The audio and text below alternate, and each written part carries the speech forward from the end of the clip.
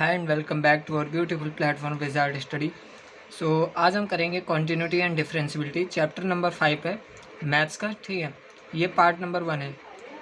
Continuity आज हम देखेंगे कि कॉन्टिन्यूटी होता क्या है। बेसिकली कॉन्टिन्यूटी एंड डिफरेंशियबिलिटी में सबसे पहला पार्ट जो है हमारा वो कॉन्टिन्यूटी के ऊपर आता है। तो आज हम कॉन्टिन्यूटी को पढ़ेंगे, कॉन्टिन्यूटी क्या होता है और कैसे एक फंक्शन कॉन्टिन्यूअस होता है, ठीक है। बेसिकली सिंपल सी बात यह है, सबसे पहले आपको क्या पता होना चाहिए कॉन्टिन्यूटी होता क्या है, what is continuity.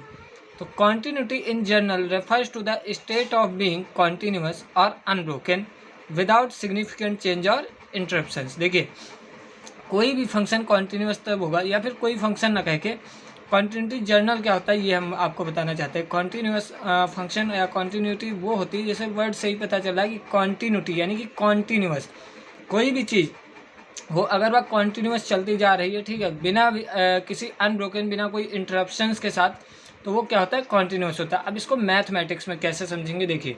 In mathematics continuity describe the property of a function having no break और gap in graph at a specific point. बहुत इंपॉर्टेंट चीज़ है।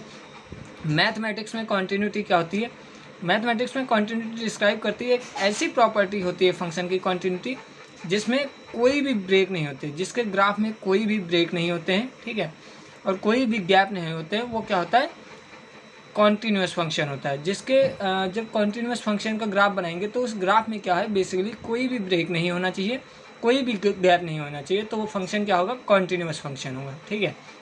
अब देखिए, जैसे एग्जाम्पल लेके दिखाते हैं।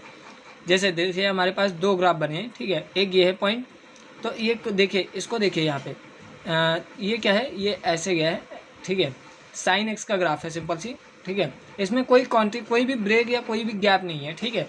ये यहाँ से स्टार्ट हुआ और बेसिकली जाता ही रहा और आगे भी एरो बना है, इसका मतलब आगे भी जाएगा ही। तो ये क्या है, कॉन्टिन्यूस फंक्शन है, ठीक है। और ऐसे ही यहाँ पे देखिए, जैसे इस वाले ग्राफ में देखिए, तो ये यहाँ तक गया, उसके बाद ये क्या हुआ, इतना गैप हो गया इसमें, ठीक है। उसके बाद ये यहाँ से कॉन्टिन्यूस हो गया, तो ये डिसकॉन्टिन्यूस फंक्शन है, ये एक नॉट कॉन्टिन्यूस फंक्शन है। क्यों? क्योंकि इसमें ब्रेक है, इसमें गैप है, ठीक है, और इसमें क्या है, विदाउट ब्रेक और विदाउट गैप है, ठीक है। अब एक फंक्शन को कॉन्टिन्यूस होने के लिए चाहिए क्या, एक फंक्शन कॉन्टिन्यूस तभी हो सकता है जब उसका लेफ्ट हैंड लिमिट और राइट हैंड लिमिट दोनों फंक्शन के इक्वल होंगे। ये बहुत इंपॉर्टेंट चीज़ है। For a function to be continuous, एक फंक्शन को कॉन्टिन्यूस होने के लिए क्या करना चाहिए, उसकी left hand limit is equal to क्या होना चाहिए, right hand limit is equal to function of x के इक्वल होना चाहिए, ठीक है। अब ये लेफ्ट हैंड लिमिट और राइट हैंड लिमिट क्या होता है, ये हम अगले लेक्चर में सीखेंगे। ब्लैक बोर्ड पे हो सकता है सीखे या फिर रफ बोर्ड पे ही सीखे, ठीक है। मिलते हैं अगले लेक्चर में, तब तक के लिए अपना ध्यान रखिएगा। जय श्री राम, राधे राधे सभी को।